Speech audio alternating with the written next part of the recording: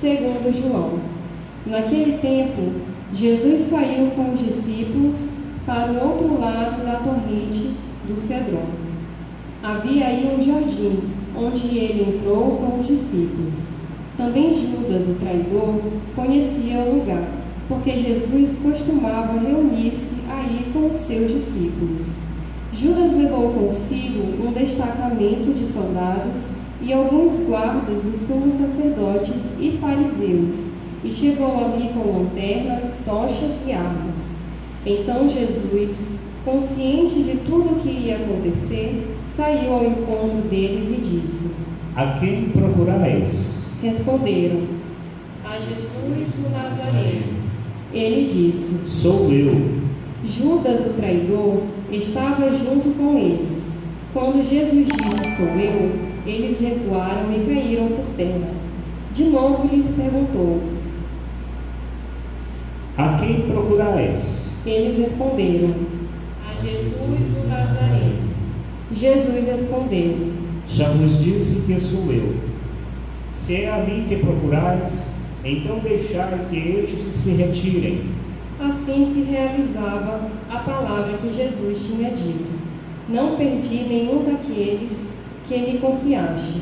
Simão Pedro, que trazia consigo uma espada, puxou dela e feriu o servo do sumo sacerdote, cortando-lhe a orelha direita. O nome do servo era Malco. Então Jesus disse a Pedro: Guarda a tua espada na bainha. Não vou beber o cálice que o Pai me deu? Então os soldados, o comandante e os guardas dos judeus prenderam Jesus e o amarraram. Conduziram-lhe primeiro a Anás, que era o sogro de Caifás, o sumo sacerdote naquele ano. Foi Caifás que deu aos judeus o conselho: é preferível que um só morra pelo povo. Simão Pedro e um outro discípulo seguiam Jesus. Esse discípulo era conhecido do sumo sacerdote e entrou com Jesus no pátio do sumo sacerdote. Pedro ficou fora, perto da porta. Então o outro discípulo, que era conhecido do sumo sacerdote, saiu, conversou com a encarregada da porta e levou Pedro para dentro. A criada, que guardava a porta, disse a Pedro: Não pertences também tu aos discípulos desse homem? Ele respondeu: Não. Os empregados e os guardas fizeram uma fogueira e estavam se aquecendo, pois fazia frio. Pedro ficou com eles, aquecendo-se. Entretanto, o sumo sacerdote interrogou Jesus a respeito de seus discípulos e de seu ensinamento. Jesus lhe respondeu: Eu falei as claras ao mundo. Ensinei sempre na sinagoga e no templo, onde todos os judeus se reúnem. Nada falei às escondidas.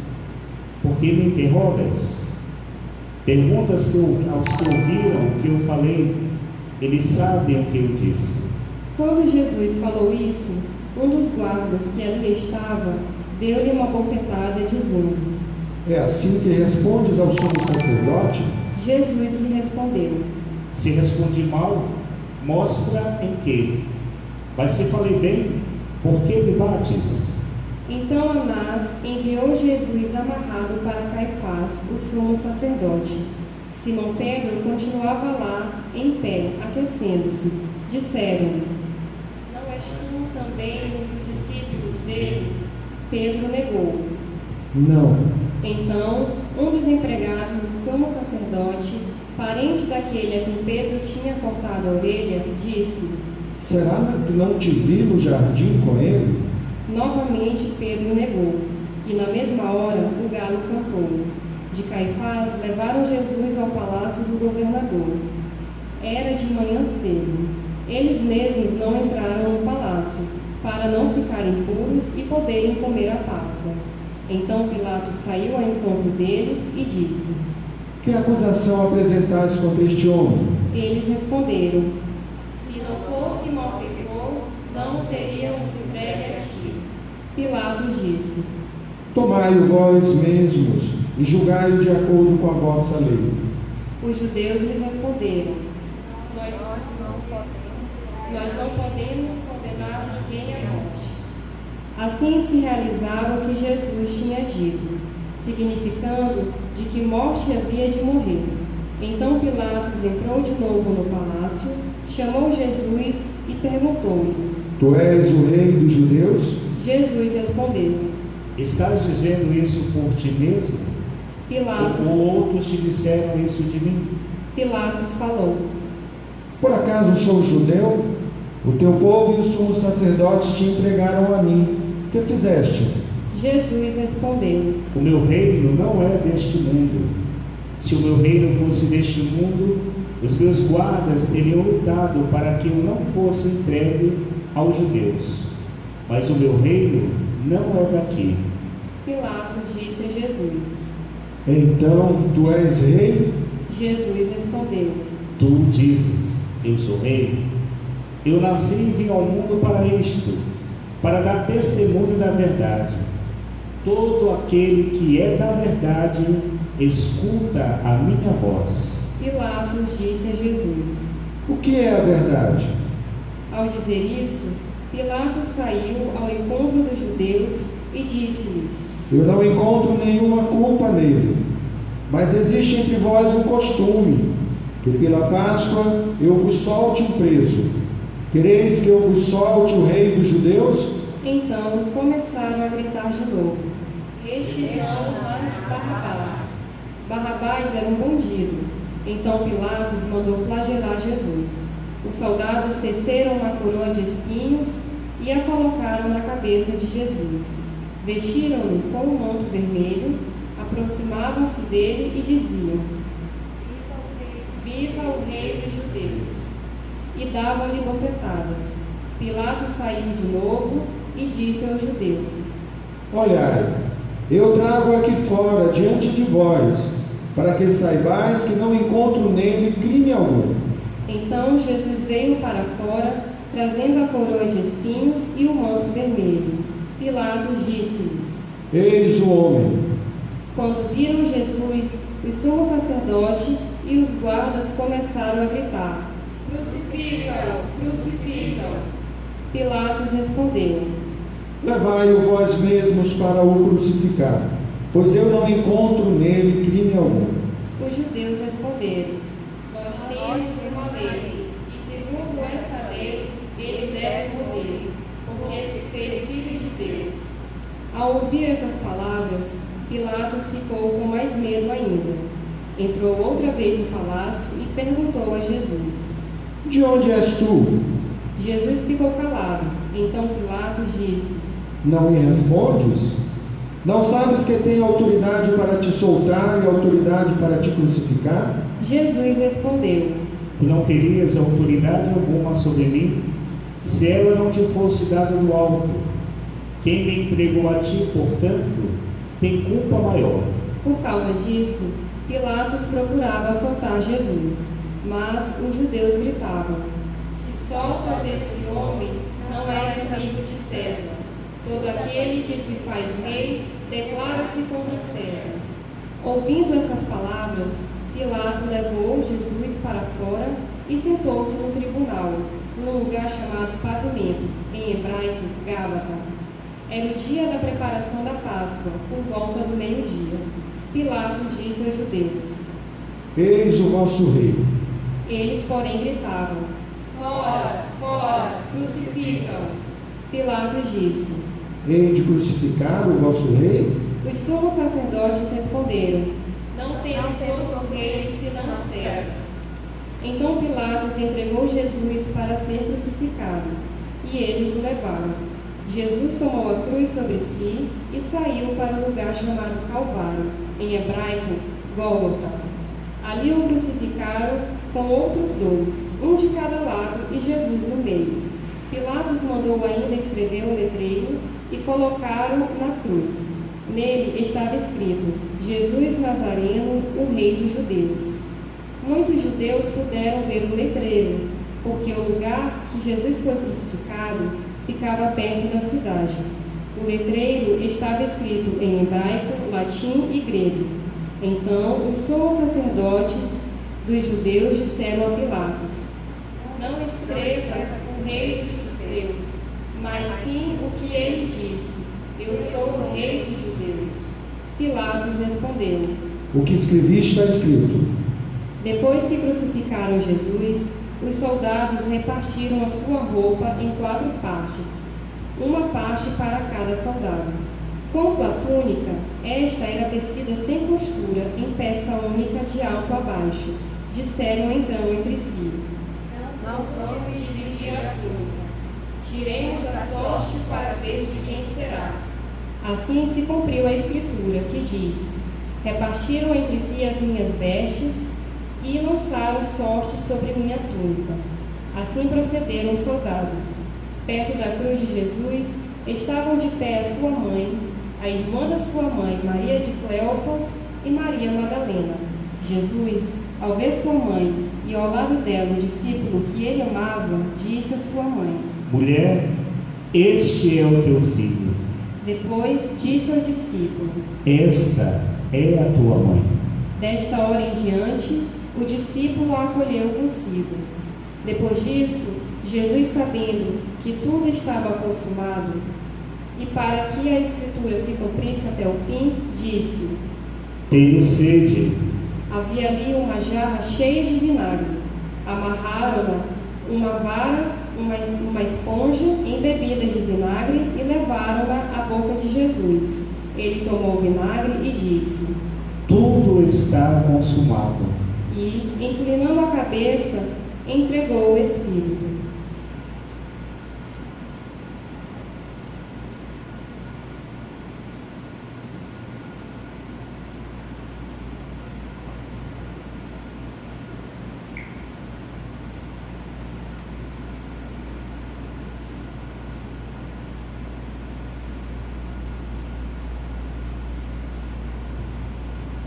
Era o dia da preparação da Páscoa.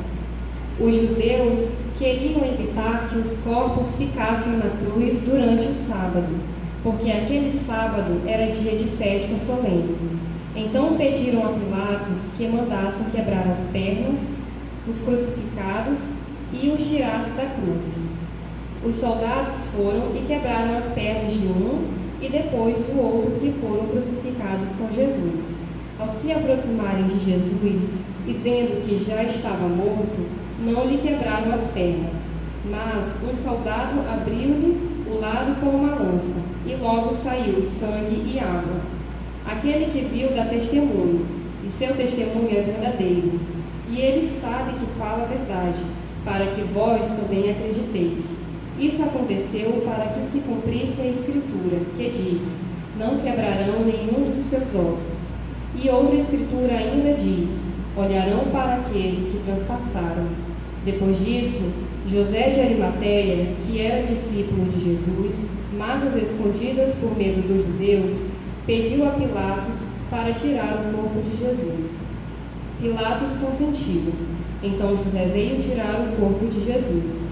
Chegou também Nicodemos, o mesmo que antes tinha ido de noite encontrar-se com Jesus. Levou uns 30 quilos de perfume feito de mirra e aloés. Então tomaram o corpo de Jesus e envolveram-no com os aromas em faixas de linho, como os judeus costumavam sepultar. No lugar onde Jesus foi crucificado havia um jardim, e no jardim um túmulo novo, onde ainda ninguém tinha sido sepultado. Por causa da preparação da Páscoa, e como o túmulo estava perto, foi ali que colocaram Jesus.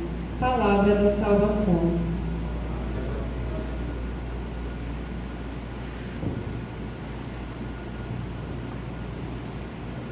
Irmãos e irmãs, aqui presentes,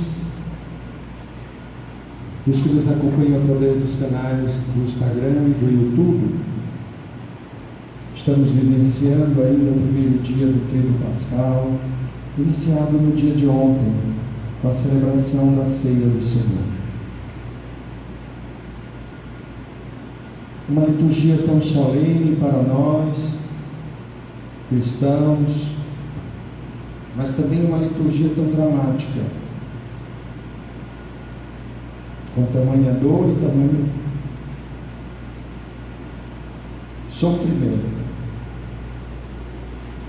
A primeira leitura traz para nós hoje este sofrimento vivenciado pelo servo sofredor através de um dos poemas do profeta Isaías. O quarto poema. O poema mais longo, mas também o poema mais bonito, onde nos diz que Ele levou sobre si as nossas dores. Ele levou sobre si os nossos sofrimentos, os nossos pecados. Pesaram sobre Ele, sobre a sua vida. O Cristo que dá a vida por cada um de nós, por mim, por você. Aquele que traz a salvação aos nossos dias.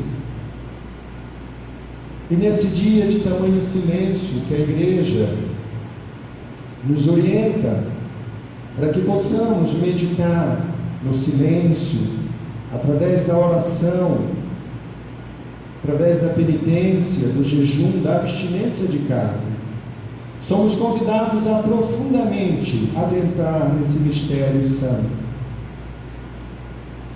A primeira e a segunda leitura nos preparam para viver esse grande mistério da paixão do Senhor. O Senhor que se doa, o Senhor que se entrega por amor. É necessário que eu e você possamos compreender tamanho mistério e entender que isso não representa o fim para nós, mas o início da vida eterna que Deus quer dar para mim e para você.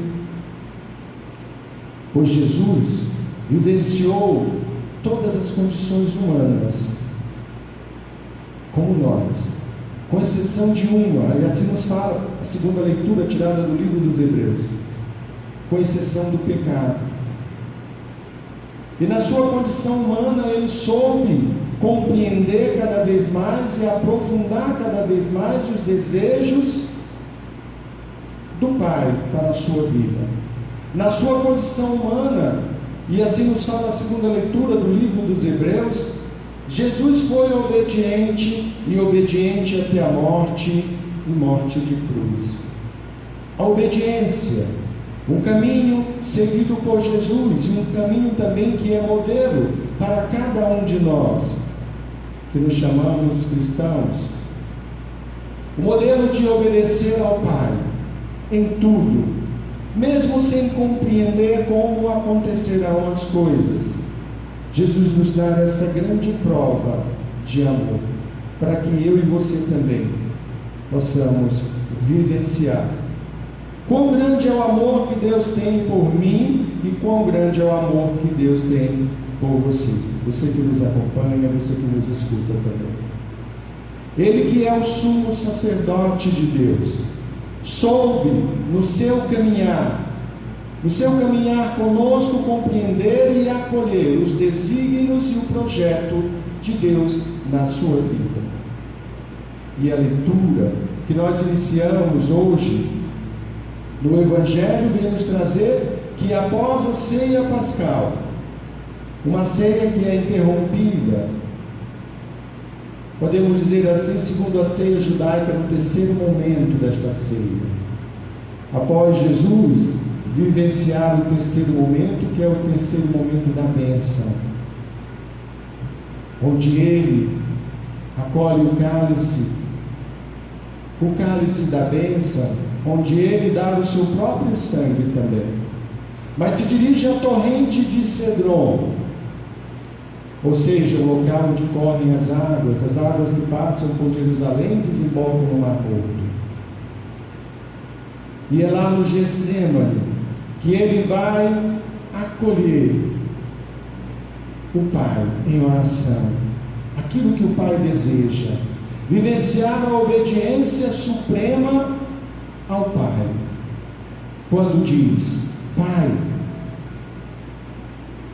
eu sei que tudo tu podes realizar, tudo é possível a ti, se possível, afasta de mim esse cálice.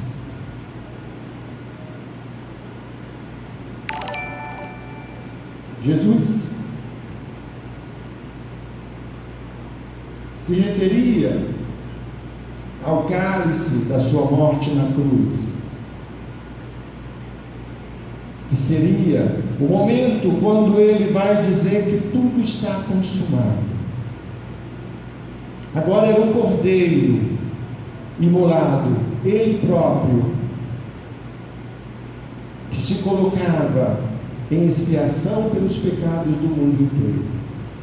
Não mais animais, mas ele próprio, na cruz, a se doar, a se entregar, para que eu e você possamos ter a vida em plenitude, possamos ter a salvação, possamos deixar gerar através da meditação, nesse dia, nesses momentos de dor e de sofrimento, junto com Ele, também nós possamos compreender tamanho amor. Possamos entender nessa meditação que fazemos no dia de hoje, quem sofre, por que sofre, para que sofre e por quem está a sofrer. Essa possa ser a sua meditação hoje, meditarmos esse momento, mas também com isso pensarmos que a cruz tem motivações importantes para nós, um símbolo que para muitos pode ser entendido como uma simbologia de derrota, mas para nós que confiamos, para nós que acreditamos, é símbolo de salvação. A cruz, que muitos têm entendido também como uma condenação à morte, pois naquela época, aqueles que eram crucificados na cruz eram os piores, e Jesus está ali junto dos piores, e é junto dos piores também que ele acolhe aquele que está ao lado dele, quando diz: hoje ainda estarei contigo no paraíso, para aquele ladrão que está ao seu lado, mas que diz também para mim e para você, se acreditarmos, se confiarmos, se colocarmos e fazer a entrega perfeita da nossa vida a esse Deus, como Ele também faz. Essa cruz também é a alegria do mundo. Por que essa cruz é a alegria do mundo? É alegria porque Jesus se manifesta como o Senhor, aquele que se doa, aquele que entrega por amor, simplesmente por amor a todos nós. Essa cruz também, ela é a porta de Deus. Porta de Deus por quê? Irmãos e irmãs, quando nós fazemos o sinal da cruz, em nome do Pai, do Filho e do Espírito Santo, nós estamos fazendo um convite para que Deus possa habitar em nós, para que Deus possa agir em nós e através de nós, em todas as nossas realidades, sejam elas quais forem, as de provação, as de dor, as de alegria, sejam quais forem as situações que vivenciamos. Hoje, vivenciando em todo o mundo essa realidade de dor e sofrimento que passamos, com essa peste que tem assolado o mundo, esta doença, a Covid-19, provocada pelo coronavírus, não possamos desanimar e tenhamos muita fé, a mesma fé que teve Moisés, a mesma fé que teve todos os judeus, quando orientados por Deus, foram suscitados que pudessem elevar uma serpente, e aqueles que olhassem para aquela serpente e que tivessem sido mordidos por uma serpente seriam curados. Hoje eu e você, nós somos convidados a olhar, a elevar o nosso olhar para Cristo na cruz, a beijar a cruz, a acolher toda a bênção, toda a graça que se consuma na nossa vida, toda a graça que é derramada por esse Deus. Deixar que nesse nosso olhar possamos ser infundidos pelo seu Espírito, assim como o próprio Jesus disse: em tuas mãos eu entrego o meu Espírito. O Espírito de Jesus, o Espírito que procede do Pai, o Espírito Santo possa nos fazer entender e compreender toda a graça que provém da cruz, toda a graça que é emanada de Jesus crucificado, que possa ser derramada sobre a tua vida, você que nos assiste, você que está aqui presente.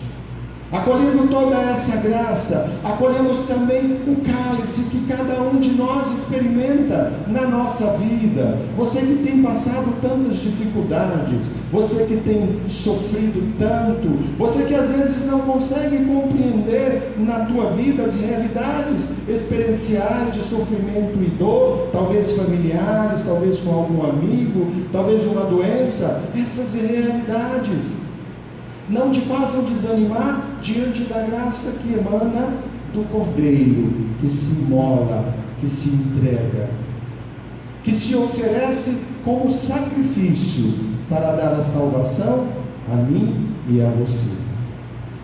Possamos vivenciar esse tríduo santo, acreditando e confiante nas palavras de Jesus, quando disse que em 3 dias ressuscitaria. E acolhemos toda a vitória que Ele quer realizar na nossa vida. É o Cristo crucificado, é o Cristo que sofreu por nós, por mim